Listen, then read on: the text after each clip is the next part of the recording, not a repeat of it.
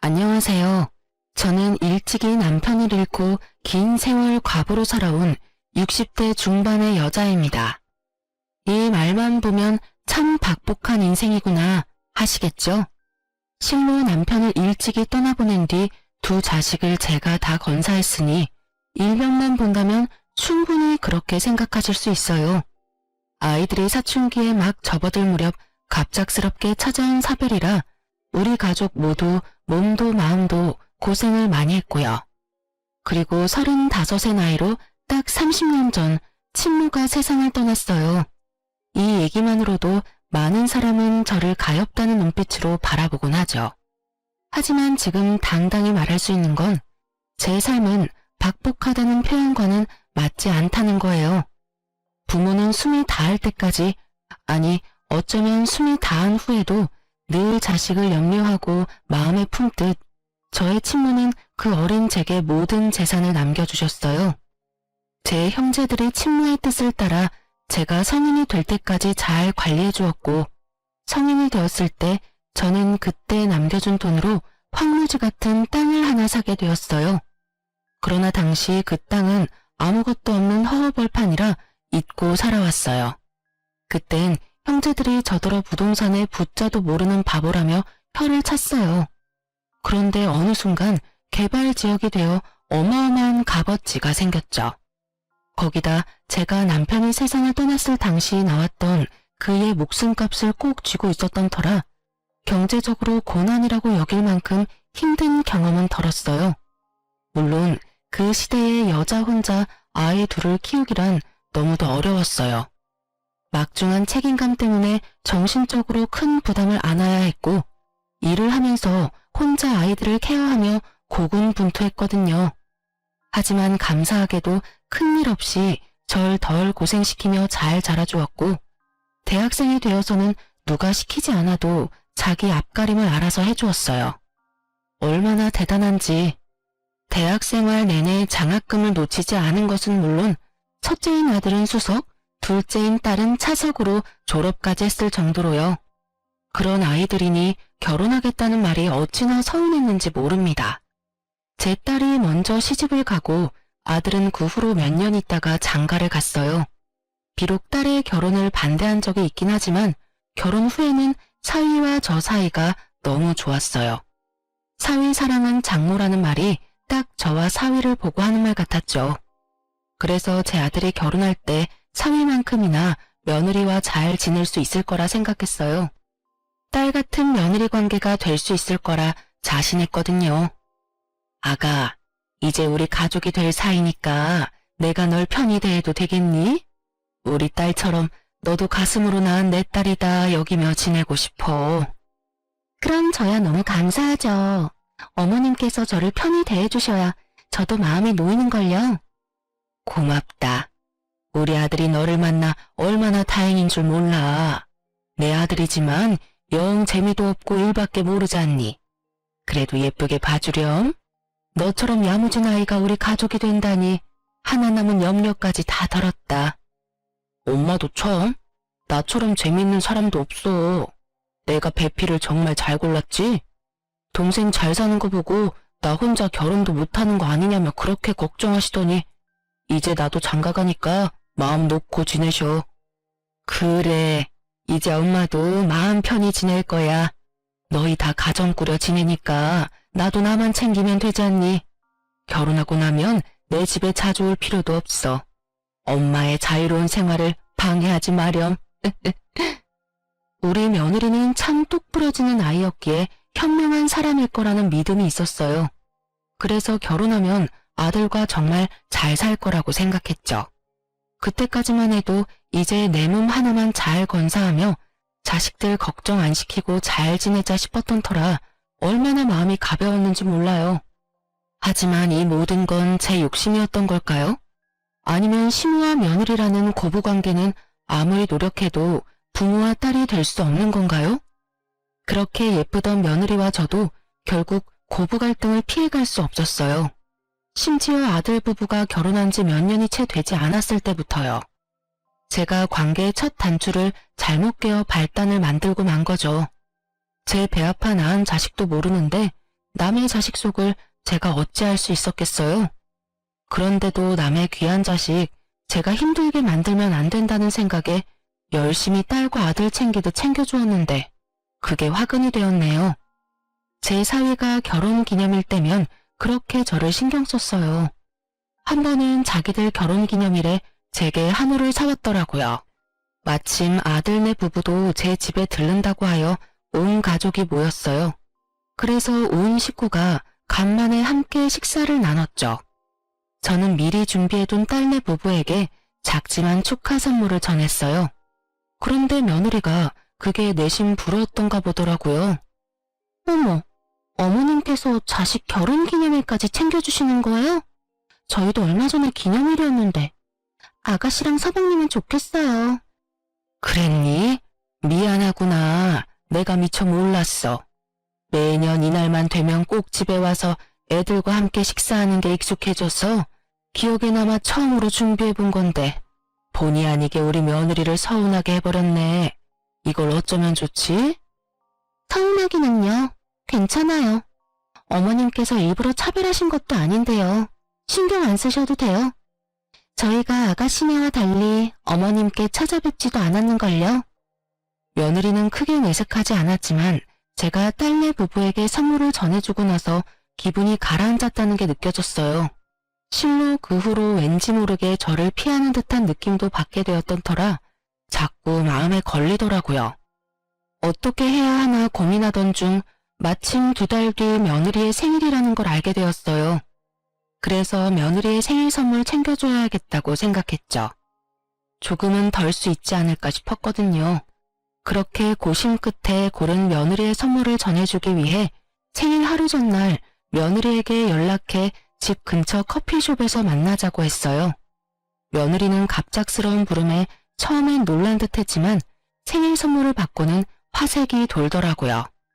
하지만 그 자리에서 풀어본 선물을 보고는 표정을 확 구겼어요. 인상을 잔뜩 쓴 채 저를 쳐다보며 하는 말이 정말 기가 찼습니다. 어머님, 설마 어머님이 쓰시던 걸 포장만 해서 절 주신 건 아니죠? 그게 무슨 소리니? 누가 생일 선물로 쓰던 걸 준다는 거야? 내가 직접 가서 고르고 포장까지 부탁해 구매한 건데 무슨 문제 있니? 어머님, 이거 작년 시즌에 나온 팔찌잖아요. 선물이라면서 유행 다 지난 걸 주시면 어떻게 해요? 어? 내가 워낙 액세서리를 잘 안 해서 말이야. 직원이 추천해주는 것 중 내게 가장 잘 어울릴 것 같은 걸 골랐는데 팔찌에도 유행이 있는 줄은 몰랐구나. 그리고 저 이미 이 팔찌는 있는 거예요. 똑같은 걸 2개나 가지고 뭐 하나요? 어머님께서는 센스가 부족한 편이신가 봐요. 이러면 챙겨주고도 좋은 소리는 못 들으실 텐데요. 예, 너 무슨 말을 그렇게 하니? 참 의외의 모습을 오늘 보여주네. 네가 그 팔찌가 있는지 없는지 내가 어떻게 알겠어. 그리고 아무리 그래도 그렇지 사람 성의를 이런 식으로 표현하는 게 맞니? 제 엄마였으면 이렇게 돌려 말하지도 않죠. 딸처럼 여기신다고 했으니까 저도 조금은 솔직히 말씀드릴게요. 이 팔찌값만큼 돈으로 주시고 이거 환불해 주세요. 뭐야? 돈으로 달라는 말은 도대체 왜 하는 거니? 선물이 마음에 안 든다고 시어미한테 지금 이렇게 말을 하는 게 맞는 거야? 참 황당해서 말도 안 나오네. 저는 잘 이해가 안 되네요. 제 생일을 축하해주기 위해 주신 선물이 마음에 안 들고 어머님께서는 액세서리 보는 안목은 없는 것 같으니까 그냥 그 값만큼 돈으로 주면 제가 알아서 유용하게 쓰겠다는데 뭐가 문제인가요? 가족이니까 터놓고 편하게 말하는 것뿐인데요. 예, 그냥 선물 안 준 걸로 하자. 그렇게 안 받는데 어떻게 단둘이 있다고 곧바로 이런 모습을 보여? 돈이고 팔찌고 지금 상황에선 아무것도 내게 해주고 싶지가 않아. 사람 마음을 이런 식으로 무시하는데 내가 왜 네가 말하는 것처럼 하겠니? 시간 내서 나오느라 고생했으니 마저 차나 마시고 가렴. 저는 며느리의 뻔뻔한 말투에 화가 치밀었어요. 째째한 사람이 되더라도 챙겨주고 싶지가 않아지더라고요. 아무리 마음에 들지 않더라도 이게 맞는 건가요?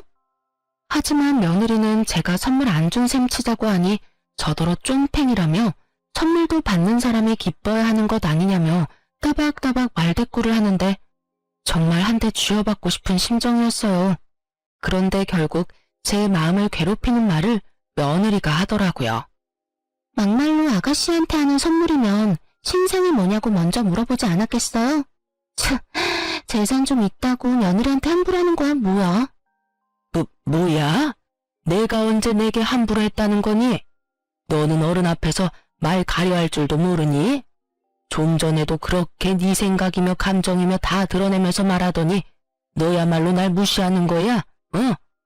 한 번만 더 내 앞에서 지금처럼 언행을 일삼으면 그땐 정말 가만 안 둘 줄 알아. 저는 너무 기분 나빠 참지 못하고 며느리를 나무랐고 그 뒤로 며느리와 제 사이는 정 같지 않았어요. 그런데 참 웃긴 게 며느리는 가족들 앞에서는 아무 일도 없었던 듯 저를 살갑게 대했어요. 저 역시 가족들 앞에선 구태여 내색하지 않았고요. 하지만 저와 며느리 단둘이 남기라도 하면 말 한마디 오가지 못했어요. 아니, 제 말이라면 들은 척도 하지 않았다는 게 더 맞는 표현이겠죠. 마치 제가 없는 사람인 듯 저와 눈을 맞추지도 제 말에 대꾸도 하지 않았거든요. 그렇게 지내오기를 수개월. 어느 순간부터는 며느리가 우리 집에도 잘 오려고 하지 않았어요. 그러던 어느 날이었어요. 제가 일을 하다 다쳐서 열흘 정도 간병이 필요했던 적이 있었죠. 그때 딸이 참 고생을 많이 했고요.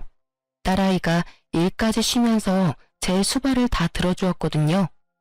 그런데 하루는 딸이 급히 회사에서 연락받아 들어가 봐야 하는 일이 생겼어요. 아들에게 부탁했지만 설상가상으로 아들이 출장에 잡혀있던 터라 지방에 가 있어서 제 간병을 해줄 수 없다는 거예요. 하는 수 없이 아들은 며느리에게 부탁했고 가족들은 저와 며느리 관계가 나쁜 줄 모르니 거절도 못하고 저를 간병하러 아들을 대신해 왔던 겁니다. 며느리는 우리 집에 들어서는 순간부터 오만 짜증을 부렸어요. 그럼에도 나를 챙겨주러 온 며느리에게 고맙고 미안하다 말했죠. 하지만 그런 제게 며느리는 그런 인사말이 다 무슨 의미냐더군요. 그리고 며느리는 제 간병도 하는 둥 마는 둥 했어요. 거기다 밥상을 차려왔는데 냉장고에 딸이 해둔 국이며 반찬이 많은데 김치에 김에 밥만 덩그러니 차려오더라고요. 그래도 나 때문에 고생한다는 마음에 며느리에게 아무 말 하지 않았어요.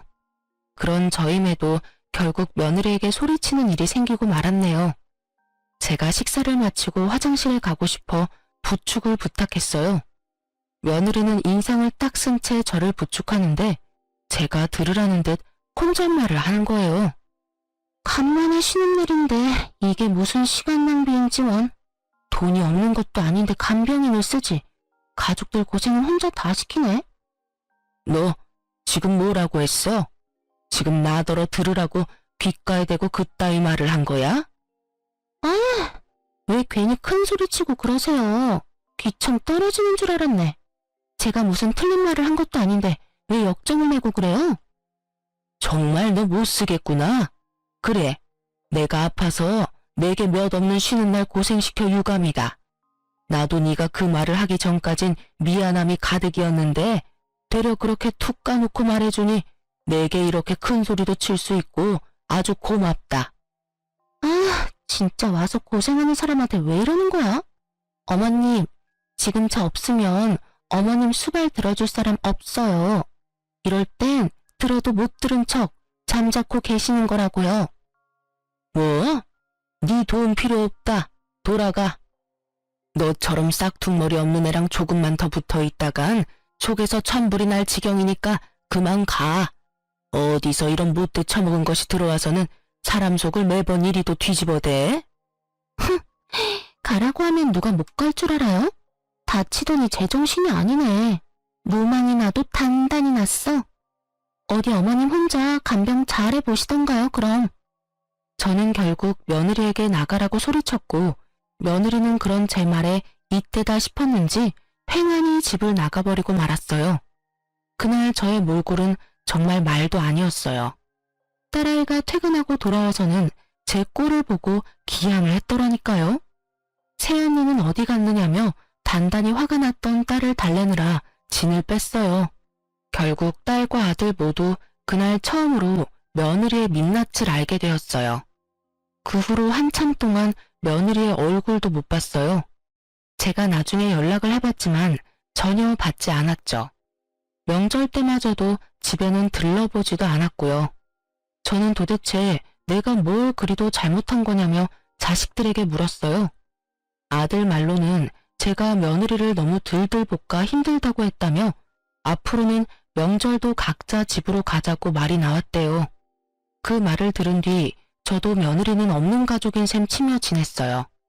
계속 연락해 정말 며느리가 제게 복귀게 만들고 싶지도 않았고 제게 느낀 작은 서운함을 시작으로 저와의 관계를 이렇게까지 악화시킨 며느리가 저 역시 너무 미웠거든요. 그렇게 며느리의 목소리 한 번을 듣지 못한 채 지내기를 2년 반. 검진을 갔다가 유방암 진단을 받게 되었습니다. 참 암이라는 소식만으로도 마음이 너무도 심란하더라고요. 자식들에게 이 사실을 어떻게 알려야 하나 참 고민이 많았어요. 하지만 제가 숨긴다고 숨겨질 문제는 아니니 딸과 아들에게 털어놓았어요. 자식들이 저보다 더 씩씩하더군요. 완치율이 높은 편이니 너무 염려 말고 수술 잘 받는 것에만 집중하라며 저를 위로해주는데 신기하게도 마음이 놓였어요. 그렇게 저는 씩씩하게 유방암 수술을 받게 되었습니다. 그런데 짧지 않은 기간 동안 단 한 번도 코빼기도 안 보이던 며느리가 회사에 연차까지 내고 저를 간병하겠다며 나서는 거예요. 처음엔 그런 모습이 너무도 황당하고 부담스러웠어요. 어머님, 제가 그동안 찾아뵙지 못해서 죄송했어요. 어머님께서 아프다는 소식을 들으니 그제야 정신이 좀 들더라고요. 그동안 제가 너무 무례하고 경솔한 태도로 지냈다는 걸 느꼈어요. 그러니 이번만큼은 제가 어머님을 돕고 싶어요. 그래, 네가 용기를 내어줬다니 고맙다. 그간 쌓인 안 좋던 감정 나도 털어내마. 하지만 괜한 고생할 필요 뭐 있니? 우리 애들한테도 간병해주지 않아도 된다고 이미 말해뒀으니 너까지 신경 쓸 것 없어. 어머님, 제 마음 성의를 이렇게 무시하시면 제가 너무 서운하네요. 제가 반성하는 마음으로 어머님을 챙기고 싶어 그래요. 좋은 마음으로 너그러이 이해해주시고 허락해주세요. 얘가 이번엔 왜 이리도 집요하게 굴어? 괜찮다니까. 내 몸 하나 내가 건사 못하겠니? 걱정해주는 마음은 고맙지만 정말 내가 알아서 할 수 있으니 이 이야기는 그만하고 오늘은 그만 돌아가렴. 며느리는 그날따라 유독 집요하게 고집을 부렸어요. 한사코 괜찮다는 제 말에 서운하다는 표현까지 하는데 정말 제가 나쁜 말이라도 한 것처럼 마음이 좋지 않더라고요. 하지만 다른 큰 병도 아니고 앞으로 건강관리에만 힘쓰고 병원만 꼬박꼬박 잘 다니면 되는 걸 무슨 간병까지 받으며 자식들 고생을 시키겠어요. 그런데 다음날 며느리가 아들을 어떻게 구워 삶았는지 아들과 함께 찾아와서는 또다시 간병 이야기를 꺼내더군요. 엄마, 그러지 말고 이번엔 며느리 챙김 받으면서 편하게 지내요. 요 며칠 수술 받고 병원에 있느라 고생하셨잖아요. 며칠만이라도 챙김 받으면 엄마도 편하고 더 좋을 거예요. 저희도 안심되고요. 저번에는 모른 척 하던 애가 갑자기 무슨 마음을 먹고 간병을 다 해준다니. 애가 어디 밥을 잘못 먹은 것도 아니고 안 하던 짓을 왜 갑자기 하겠다는 건지 원. 저번엔 간병도 부축도 뭐 하나 제대로 해주질 않았다. 같이 있으면 내가 더 불편했어. 그러니 너가 잘 말해서 간병은 필요 없다고 말해주렴. 에이 엄마, 저번엔 반성 많이 했대요. 엄마가 그렇게 아픈 줄 몰랐다면서 이제라도 며느리 돌이 해주겠다는데 제가 어떻게 거절해요.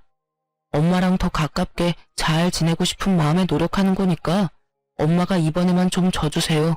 왜? 그런 말을 듣고 어떻게 또 거절을 하겠어요. 결국 저는 며느리의 도움을 며칠 받기로 했어요. 한번 간병받을 때 며느리와 대치가 있던 적이 있으니 걱정이 앞섰던 게 사실이에요.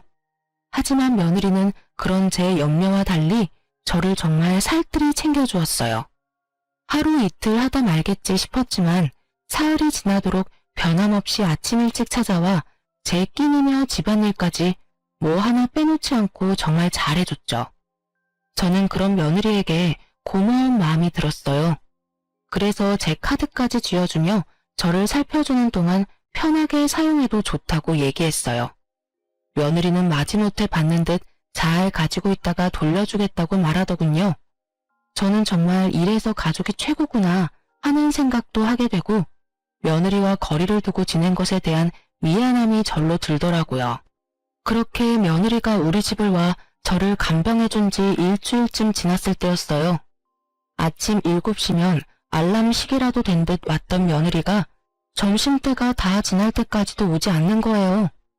혹시 저를 챙기다 몸살이라도 난 건 아닌가 걱정이 되어 전화를 걸어도 안내 음성만 들릴 뿐 연결이 되지 않았어요. 오후 4시 다 될 때까지도 깜깜무소식이라 아들에게라도 연락해 며느리의 안부를 물으려는 찰나 현관문이 열리는 소리가 들렸어요. 우리 집에 들어온 사람은 다름 아닌 며느리였습니다.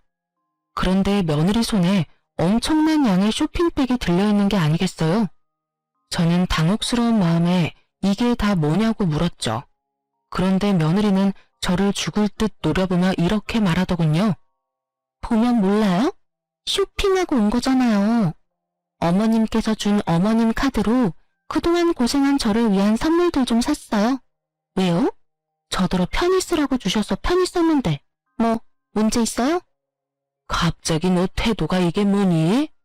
네가 경솔했다며 사과한 지 얼마나 됐다고 또 이러는 거야? 사람이 연락해도 받지도 않고 너 몸살이라도 난 줄 알고 내가 얼마나 걱정한 줄 아니? 기가 막혀라. 걱정이 무슨 걱정? 집안일 해줄 사람 없어서 그런 거 누가 모를 줄 알아요? 어머님은 멀쩡한 몸으로 제 챙김받느라 아주 좋으셨겠어요. 암이라는 소식에 나섰던 내가 정신 나간 인간이지. 내가 그렇게 필요 없대도 네가 하겠다고 나서놓고 이제와 한다는 말이 뭐? 너 이렇게 내 뒤통수나 치자고 간병하겠다고 나섰던 거야? 그런 거니? 뭐 이런 게 다 있어? 누가 네 도움이 필요하다고 했니? 코빼기도 안 보이며 지내다 갑자기 찾아와서 살갑게 굴더니 이제와 이러는 이유가 뭐야? 내가 도대체 뭘 어쨌다고 날 이렇게 괴롭혀대? 너무 속상하고 화나는 마음에 저는 며느리에게 윽박을 질렀어요. 그러자 며느리가 이죽거리는 표정을 잠깐 짓더니 양손에 가득 들고 있던 쇼핑백을 저를 향해 마구잡이로 집어던지며 막말을 퍼부어댔어요. 내가 진짜 마음에서 우러나와 당신을 챙기겠다고 한 줄 알아? 암이라며? 암이라면서 왜 하필 걸려도 그런 하찮은 암에 걸려서 지독하게 살아야 되는 건데? 내가 일주일 동안 생고생을 한 이유가 뭔데? 이제 와서 뭐? 유방암?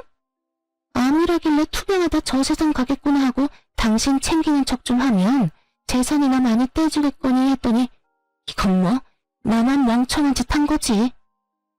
너 지금 뭐라고 짓거리는 거야? 설마 내가 암에 걸려 죽길 바라고 내 재산 때문에 나를 간병하겠다고 나섰다는 말인 거니? 어? 대답해봐 이 못된 거사. 그럼 그 쇼핑백은 다 뭔데? 그건 다 뭐냐고? 늙어서 이해력도 딸리는 거야? 똑같은 말을 또 읊어줘야 알아먹는 거냐고. 이 쇼핑백이 뭐긴 뭐야. 당신이 지독기도 살아서 저 세상 갈 날이 미뤄졌으니 재산 받을 일도 없을 거 아냐. 그러니까 이렇게라도 회포 풀고 당신 돈이라도 펑펑 써대면서 보상이라도 받아야 할 것 아냐. 그날 저는 처음으로 며느리의 머리채를 잡으며 고함을 질렀습니다. 며느리도 제 머리채를 잡았고 몸싸움을 벌이면서도 며느리의 고성은 끊이질 않았어요. 제게 죽으라고 고사까지 지냈는데 이렇게 수술 한 번으로 멀쩡해지는 법이 어디 있냐고 소리치는데 그 말을 듣는 순간 등골이 서늘해 지더군요. 저는 그게 다 무슨 말이냐고 따져 물었고 며느리는 정신 나간 사람처럼 웃어대며 말하는데 섬뜩하기까지 했어요. 내가 당신이 암이라는 소식을 듣게 된 날부터 그렇게 당신이 죽기를 고대하고 있었다고. 당신이 가지고 있는 재산을 다 내 걸로 만들 계획을 세웠다는 말이지. 당신이 이렇게 멀쩡한 탓에 다 물거품이 되어버렸고 말이야. 이 정신 나간 것이 네가 그러고도 사람이야? 사람이냐고? 이 소름 끼치는 거사. 어떻게 사람의 죽음을, 그것도 가족의 죽음을 기다릴 수 있어? 당신이 암이라는 사실을 당신 아들이 뭐 그리 중대한 문제라도 되는 것처럼 말을 해서 이 사단이 난 거 아니야. 고치기 힘든 암이라도 걸린 줄 알고 얼마나 많은 계획을 세웠는데. 제가 아들과 딸에게 암 소식을 전할 때 다른 가족에겐 말하지 말아달라 부탁했었어요. 그런데 며느리가 그때 제가 아들과 통화했던 내용을 듣게 된 거였어요. 며느리가 간병하겠다 나선 것도 제가 암이라는 사실을 알게 돼서 제가 얼마나 안 좋은지 직접 확인하기 위한 수작이었던 거죠. 어쩐지 제가 좀 건강이 안 좋다고만 알고 있을 텐데 간병을 하겠다며 고집을 부렸던 게 이상하다 했는데 그 의문이 이제야 풀리게 된 거예요. 며느리는 제 곁에서 제 상태가 너무 양호하다고 느껴 의아하게 생각하고 알아보다 나중에야 제가 유방암 2기였고 전이 된 것이 없다는 사실을 명확히 알게 되었더군요.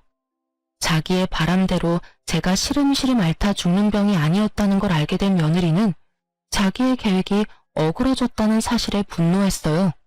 그래서 이런 상황까지 치닫게 된 거더라고요.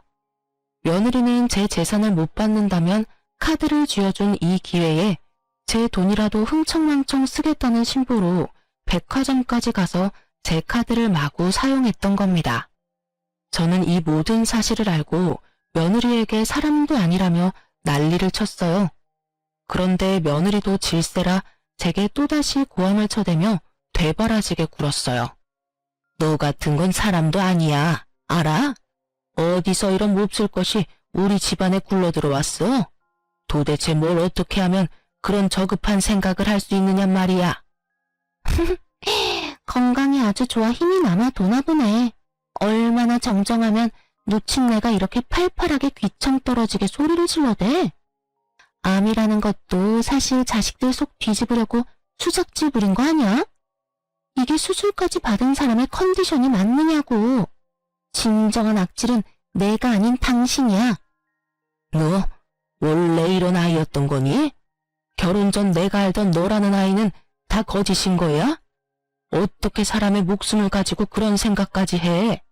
도대체 어떻게 하면 그런 말도 안 되는 소리를 아무렇지 않게 할 수 있느냔 말이야? 당신의 돈이 날 이렇게 만든 거야. 그게 아니라면 어떻게 내가 이럴 수 있겠어? 안 그래? 나를 잠재우고 싶어? 예전의 나를 원해? 그렇다면 당신 재산 나한테 상속해. 그럼 당신이 원하는 가면 다시 써줄게. 그것도 평생. 이날 저는 며느리의 본 모습을 온 가족에게 알려야겠다고 생각했어요. 정확히 말하면 제게만 이러는 며느리의 태도와 이런 불순한 마음을 가진 사람이라는 사실을 숨길 수 없었어요. 그래서 저는 무작정 핸드폰을 집어들어 아들에게 연락하려 했어요. 그런데 이 과정도 호락호락하진 않았습니다. 며느리가 살기 가득한 눈을 하고서 제가 원하는 대로 되게 할 줄 아냐며 달려들었어요. 제가 자식들에게 연락을 못하게 하려고 안달이 나서는 제 핸드폰까지 빼앗아 집어던지는 행동까지 하면서 말이에요. 며느리가 집어던진 제 핸드폰은 거울로 향해 날아갔고 거울이 깨지면서 파편이 사방에 튀고 난리도 아니었어요. 참 다행이었던 것은 제 아들이 그날 일이 일찍 끝나게 되어 저도 살펴볼 겸 며느리가 오후라도 편히 쉬게 해주기 위해 퇴근 후 제 집으로 곧장 왔던 겁니다. 아들은 복도까지 새어나가는 큰 소리를 듣고는 처음에는 집을 잘못 찾아왔나 싶어 주춤하던 차에 거울 깨지는 소리를 듣고 놀란 마음에 급히 현관을 열고 들어왔어요. 때마침 며느리는 제게 개수작을 부리려고 한다며 제 뺨을 내리쳤고 이 모습을 아들이 전부 보게 되고 말았어요. 그런데 정말 소름이 돋는 건 그 후 며느리의 태도입니다. 무슨 말이냐고요? 며느리는 아들의 등장을 뒤늦게 알고는 귀신같이 자신의 본 모습을 감췄어요. 손까지 덜덜 떨며 오해라고 연기를 하는데 여우주연상감이다 싶은 생각이 들 정도로 무섭더라니까요. 당신 지금 뭐 하는 짓이야? 집안 꼴은 또 이게 다 뭐야? 당신 엄마한테 무슨 짓을 한 거냐고. 자기야, 지금 당신이 본 모습은 오해야. 내가 어머님께 무슨 짓을 한 게 아니야. 믿어줘. 정말이야. 지금 그 말을 나더러 믿으라고? 네가 우리 엄마 얼굴에 손대는 모습을 내 눈으로 봤는데 장난해? 그럴 만한 이유가 있었어. 내가 오늘 어머님께 말씀드리고 좀 늦게 왔는데 그게 마음에 안 드셨는지 핸드폰까지 집어던지면서 화를 내시더니 자기가 웃음내면서 내 머리채까지 잡고는 분노하셨어. 그러더니 갑자기 자기 뺨을 때리라며 무섭게 윽박 지르셨어. 그래서 하는 수 없이 어머님이 시키는 대로 했을 뿐이야. 정말이야. 지금 장난해? 그 말을 믿으라고 하는 말이야? 우리 엄마가 정신이 어떻게 되지 않고서야 당신한테 그럴 리가 없잖아. 정말이야. 내게만 유독 이러시니 그동안도 시댁에 거름하지 않았던 거란 말이야. 어머님, 제가 죄송해요. 내일부턴 늦지 않을게요. 저는 어머님이랑 가족들에게 선물을 주고 싶은 마음에 늦을 것 같다고 말씀드리고 다녀왔을 뿐인데 이렇게 어머님께서 화내실 줄은 꿈에도 몰랐어요. 저는 그런 며느리의 모습에 다리에 힘이 풀려 그대로 바닥에 주저앉고 말았어요. 이리도 무서운 사람인 걸 알지 못했던 과거가 이런 상황까지 와버린 현재가 너무 싫더라고요. 아들은 그런 제 모습에 한 걸음에 달려와 저를 부축했어요.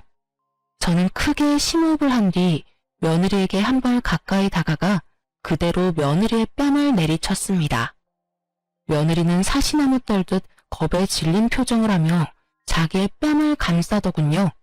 저는 그런 며느리의 모습을 무시한 채 아들에게 말했어요. 아들, 잘 왔어. 이제 나도 마음이 편하네. 가서 홈카메라 확인해 보렴. 며느리의 말이 맞는지 네가 직접 확인하는 게 좋겠어. 홈카메라라뇨? 그런 게 이 집에 있을 리 없잖아요. 무슨 그런 말도 안 되는... 왜 없다고 생각하니? 2년 넘게 우리 집에 올 일이 없으니 네가 몰랐을 뿐이야. 네 본 모습이 얼마나 잘 담겼는지 나도 궁금하네. 요즘 세상이 참 좋아? 그렇지? 사실 제가 수술받은 직후 자식들에게 간병 부탁을 하고 싶지 않아 상의한 끝에 며칠만이라도 간병인을 쓰자는 이야기가 나왔어요. 그런데 우리 애들이 불안한 마음을 표현하길래 자식들을 안심시키기 위해 설치해 두었던 거예요. 며느리는 우리 집에 홈카메라가 있다는 것을 알고는 얼굴에 핏기가 다 마른 듯 사색이 되었습니다. 아들은 곧장 안방에 설치된 홈카메라를 확인했어요. 며느리가 내게 했던 언행이 모두 탄로났고 아들은 며느리를 쥐잡듯 잡으며 당장 이혼 소장을 날리겠다고 난리를 쳐댔습니다. 하지만 며느리는 끝까지 다 오해라며 제가 하지 않은 잘못들까지 만들어가며 계속 거짓말을 해대더군요. 그러나 이제와 그런 게 다 무슨 소용이겠어요. 이미 며느리의 만행이 담긴 것을 아들이 직접 봐버렸는데요. 며느리는 아들의 바지가랑이까지 붙들며 아니라는 말만 되풀이하며 포효했어요. 결국 본 모습을 제 아들에게 보이고만 며느리는 내쫓긴 건 물론 이혼 소송까지 당했어요. 그런데 왜 며느리가 이렇게까지 아들에게 목을 맸는지 아시나요? 실은 우리 아들은 돈에 관해서는 머리가 빨리 돌아가거든요. 그래서 일적으로 번 돈을 어마어마하게 불린 자산가예요. 며느리는 그런 우리 아들의 능력과 돈을 사랑했던 거죠. 나중에야 아들을 통해 알게 된 사실 중 하나가 있는데 바로 며느리가 물욕이 어마어마했다는 거였어요. 며느리는 시댁에 왕래하지 않는 동안에 자기가 버는 돈은 자신을 치장하는 데 전부 쓰고 생활하는 건 전부 제 아들의 돈으로 지냈더라고요. 아들은 그런 상황에서도 한 번도 며느리를 탓하지 않고 참으며 지냈던 거였어요. 그런데 저를 대하는 태도를 알게 된 것과 저의 죽음에 대해 가벼이 여긴 것, 그리고 복수심을 느끼며 제 돈으로 그것을 풀었던 점까지 이 모든 걸 알고는 더 이상 참으면서까지 부부의 연을 이어갈 가치가 없었던 거예요. 거기다 며느리의 만행은 이혼 소송에서 아들이 유리하게 작용하는 발판이 되어주었어요. 며느리는 그렇게 땡전 한 푼 받지 못했을 뿐 아니라 어마어마한 위자료까지 아들에게 줘야 했습니다. 그런데 이 정신 나간 것이 이혼 후에 그리도 아들을 찾아와서는 돈이 없어 위자료를 못 준다고 진상을 부렸어요. 재산 한 푼 못 받은 것도 억울한데 무슨 위자료냐며 돈도 많으면서 욕심내지 말고 위자료는 받은 셈 치라고요. 아들이 이혼 후 제 집에 들어와 함께 지냈는데 저희 집까지 찾아와서는 아들을 그렇게 볶아대더라고요. 그렇게 지낸 지 두어 달쯤 됐을까요? 또 찾아와 복도에서 며느리와 아들이 한참을 실랑이하기에 더는 참지 못하고 제가 현관문을 열고 나가 이전 며느리의 얼굴을 내리치며 소리쳤어요. 위자료 줄 돈이 없어?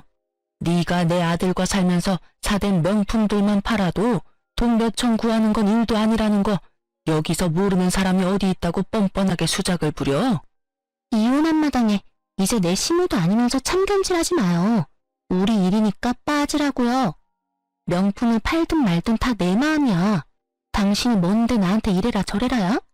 당신만 아니었어도 여전히 내 삶은 내가 원하는 대로 굴러갔을 거야. 이게 다 당신 때문이란 말이야. 당신 그만 안 해? 이런 상황까지 온 건 다 당신 때문이야. 당신의 모든 게 이렇게 만든 거라고. 그러니 탓을 하려거든 너를 탓해. 그게 무슨 소리야? 당신 엄마만 아니었어도 당신이 내 모습을 알게 됐을 리 없잖아. 그러면 당신은 아무것도 모른 채로 지금껏 결혼 생활을 유지해왔을 텐데 그게 어떻게 나 때문이야? 넌 지겹지도 않니? 제발 우리 좀 그만 괴롭혀. 네가 누굴 탓하든 그건 네 자유지만 돈돈거리며 찾아오는 짓 그만 집어치워. 내 아들 덕에 사모은 명품들이 뭐라고 지금껏 정신 못 차리고 욕심만 부려대. 이전 며느리는 날 노려보며 말하는 것도 모자라 다 나 때문에 이런 사달이 났다며 한 번만 더 이래라 저래라 하면 가만두지 않겠다면서 눈이 뒤집혀서는 고성을 질러댔어요.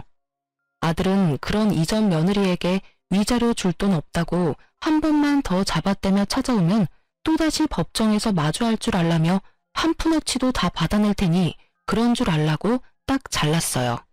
그러자 이전 며느리는 내 아들의 바짓가랑이를 잡고는 함께 살아온 정을 운운하며 눈물 바람까지 하더라고요. 우리 안 좋게 이혼은 했어도 그간 함께 살아온 정을 생각해서라도 나 좀 봐줘. 우리한테 안 좋은 날만 있던 게 아니잖아. 분명 좋은 추억도 많고 나 많이 사랑했잖아. 그러니까 제발 이렇게 끝까지 날 궁지로 몰지는 말아줘. 응? 그래, 내가 너랑 함께 지내온 시간을 생각하면 피가 거꾸로 솟는 기분이야. 이리도 뻔뻔하고 악질 중에 악질인 여자를 멍청하게 이해하며 살아온 내 시간들을 전부 되돌리고 싶어 미치겠다고. 그러니 더는 내 속 긁지 마. 알겠어? 어떻게 그런 말을 할 수 있어? 그래도 사랑했던 여자한테 어떻게 그런 모진 말을 해. 위약금만 받은 셈 쳐주면 찾아오지 않는다고 했잖아. 돈도 많으면서 그게 그렇게 어려운 거야? 도대체 왜 끝장을 보려고 그러는 건데. 내가 가엾지도 않아? 내게 이렇게 버려진 내가 가엾지 않느냐고. 아들이 괴롭다는 듯 소리치는 모습에 어찌나 눈물이 핑 돌고 이전 며느리가 사무치게 미운지 비련의 여주인공이라도 된 듯 가련한 척 눈물을 훔치는 모습에 집에 들어가 굵은 소금을 냅다 한 바가지 들고 나와서는 마구 뿌려댔습니다. 썩 꺼져. 이 버러지만도 못한 거사. 내 자식 앞에서 그리고 내 앞에서 당장 사라지란 말이야. 이 악마보다도 더 악마 같은 거사. 내 눈에 흙이 들어와도 내게 베풀 아량은 없으니 그만 돌아가. 애수 없는 것. 이 인간이 진짜 미쳤나? 이게 뭐 하는 짓이야? 짜증나. 낄 때 못 낄 때 분간도 못하는 놓친내가? 진짜 똥이 더러워서 피하지 무서워서 피하나? 간다 가. 한 사람 인생을 이따위로 망쳐놓고 당신은 떵떵거리며 잘 살 것 같아? 두고 봐. 내가 당신 지옥에 빠뜨릴 거야. 결국 이전 며느리는 제가 뿌려댄 굵은 소금을 왕창 맞고 제게 악담을 퍼부은 뒤 제 발밑에 침까지 뱉고는 돌아갔어요. 그리고 얼마 후 이전 며느리는 아들에게 위자료를 보냈더라고요. 그렇게 악연이 끝났다고 마음을 놓고 지낼 때 이전 며느리는 또 우리 집에 찾아왔어요. 그런데 이번엔 아들의 바짓가랑이가 아닌 제 바짓가랑이를 잡는 일이 생겼습니다. 알고 보니 며느리는 제 말처럼 위자료를 자기가 가지고 있던 명품을 팔아 마련해서 주었던 거였어요. 그러나 그 후에 이전 며느리는 생활고에 시달리게 된 거예요. 그런데 그 생활고가 참 말도 안 되게 생겼더군요. 이전 며느리는 명품 사재기를 끊지 못했고 아들과 부부였을 때 가진 물욕을 버리지 못한 채 자기가 버는 돈으로 명품을 사대는 바람에 카드 빚이 어마어마하게 불어나고 말았던 거죠. 그렇게 위자료를 준 지 석 달 만에 제게 찾아와서는 아들과 재결합을 할 수 있도록 힘 좀 써달라며 애원을 해댔어요. 어머님, 제가 경제적으로 힘들어 보니까 이제야 제가 얼마나 행복한 결혼 생활을 했던 건지 알겠어요. 제발 민석 씨와 재결합할 수 있도록 힘 좀 써주세요. 그게 무슨 말도 안 되는 소리야. 네가 그동안 했던 모든 걸 알고도 너를 어떻게 다시 가족으로 받아들이니? 우리 가족이 우습니? 어? 나랑 내 아들이 우스워? 우습다뇨. 전혀 그런 거 아니에요. 어머님, 저 정말 진심으로 깨우친 게 많아요. 제가 어머님께 했던 언행 모두 이렇게 싹싹 빌며 사죄드릴게요. 재결합하도록 도와주시면 다시는 어머님께 그런 모습 보이지 않을 거예요. 맹세할게요. 완벽한 며느리 그리고 아내가 될게요. 그러니까 제발 저를 용서해 주시고 민석 씨한테 말 좀 잘해주세요. 네? 예. 제발 이런 말도 안 되는 소리 하러 자꾸 찾아오지 마. 이 집에 너 반기는 사람 누가 있다고 이리도 와서 사람 골머리를 썩히는 거니? 네 생활고는 네 그 씀씀이 줄이고 갚아가면 되지 않니? 네가 어떻게든 메꾸고 네 인생 네가 잘 가꿔가며 살아. 우리 집안과 너는 이제 정말 끝났잖아. 과거에 집착하면 할수록 너도 힘들어지는 거야. 알겠니? 가르치려 들지 마시고 전 남편이랑 재결합하는 것만 힘써줘요. 제가 이 나이에 가르침을 받을 필요는 없잖아요. 저도 어머님이 좋아서 전 남편이랑 다시 잘해보려는 건 아니에요. 남편의 어머님이니까 그냥 적당히 선 지키며 지낼 거고, 그래서 이전에 제 모습은 보여주지 않겠다고 말할 수 있는 거고요. 그러니까 제게 훈계 말고 전 남편 설득을 해주세요. 참나, 내가 왜 그래야 하니? 과거엔 몰라도 이제 넌 내 마음에 들지 않는 아이야. 아니, 넌 절대 우리와 다시 가족이 될 수 없는 아이야. 그러니 괜히 서로 감정 상하는 만남 그만두고 너도 네 삶을 살아. 질척대는 모습 더 보여 좋을 거 없어. 네가 무슨 말을 한들 넌 이제 우리 집안과 끝이야. 어머님 때문에 제가 이혼당한 거잖아요. 그러니까 절 도와서 다시 원래 자리로 돌려놔요. 내가 있을 자리는 어머님 아들 옆이니까요. 당신 아들은 내가 있는 한 재혼도 못할 줄 알아? 귀한 아들 늙어 죽을 때까지 혼자인 꼴 보고 싶은 거 아니면 나와 재결합하는 거 도와요. 이 끈질기게도 못된 거사. 냉수 마찰하고 속이나 차려. 그리고 다시는 우리 근처에는 얼씬도 하지 마. 속에서 천불이나 참지 못하고 냄비 한가득 찬물을 가득 담고는 고약한 년 얼굴에 다가가서는 부어버렸어요. 그리고는 바로 우리 집에서 내쫓아버렸죠. 하지만 이 속도 없는 것은 몇 번이나 다시 찾아와서 재결합을 운운했어요. 하지만 저와 아들은 이런 이전 며느리를 끝까지 무시했고, 이 지긋지긋한 악연과는 이혼 승소 후 1년이나 지나서야 끝이 났어요. 제가 길다면 긴 세월을 살아오면서 만난 인연들이 참 많은데요. 이렇게 사악하기 이를 데 없는 사람은 이전 며느리가 처음이네요. 저로 인해 아들의 부부관계가 좋지 않게 끝을 맺었어요. 그 부부는 여전히 마음 아프고 아들에게 죄스럽기도 해요. 그래도 다행인 것은 아들이 이전 며느리와의 관계를 정리한 후 서서히 얼굴이 폈다는 점이랍니다. 지금은 아들과 저 단둘이 함께 지내면서 더 없는 행복한 날들을 보내고 있어요. 아들도 지금의 생활이 훨씬 가벼운 마음이라고 말해주네요.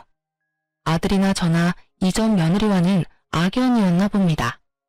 아들과 별개로 저 역시 며느리와 더는 엮일 필요 없다는 사실이 제 숨통을 틔워주는 것 같아 좋기도 하면서 한편으론 씁쓸하기도 해요. 이전 며느리가 참 좋은 사람이었다면 든든하고 평범한 날을 보냈을 텐데 하는 생각이 아주 가끔 들어서 그런가 봐요. 저는 유방암 수술 후 아직 완치 판정은 받지 못했어요. 하지만 며느리를 마주하지 않은 뒤부터 제 건강이 무척 좋아졌답니다. 꾸준히 제 건강을 살피며 관리한다면 곧 완치 판정을 받을 것 같다는 희망이 들 정도로요. 이전 며느리의 소식은 그 후에 딱 한 번 들은 적이 있어요. 1년이 넘도록 물욕을 버리지 못해 결국 사채까지 썼다고 하더라고요. 그 돈을 갚지 못해 아들에게 도와달라며 연락을 해온 적이 있어 알게 되었어요. 그때 아들이 이전 며느리의 연락처를 차단해 그 뒤로는 소식이 끊겼고요. 이런 일을 경험하고 보니 며느리와 꼭 맞는 말은 흥망성쇠가 아닐까 싶어요. 제 아들과 잘 지내던 때를 등지고 결국 결과적으로 망하게 되었으니 말이에요. 저는 이 일을 계기로 모든 일에는 부기 빈천이 있음을 다시금 깨닫게 되었던 것 같아요.